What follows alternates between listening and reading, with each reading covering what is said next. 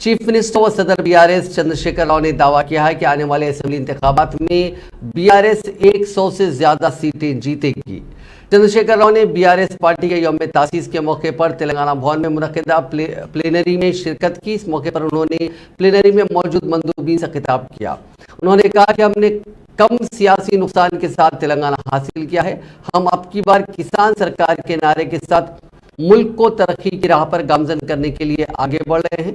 Chief minister KCR ने अरकान assembly को कई मशवरे और तजावीज़ दिए। उन्होंने पार्टी के अरकान असेंबली से कहा कि वो एहतियात से काम करें। इख्तिदार में वापस आना कोई बड़ा काम नहीं है। अगर आप मुहतात नहीं रहेंगे तो आप मुसीबत में पड़ जाएंगे। मेरे पास करने को कुछ और नहीं है। अच्छा काम करने वालों को टिकट दिया जाएगा। उन्होंने कहा कि अरकान असेंबली हर वक्त लोगों के दरमियान में रहे। केसीआर ने कहा कि उन्होंने कैडर में पाए जाने वाली नाराजगी को दूर करने का मशवरा दिया।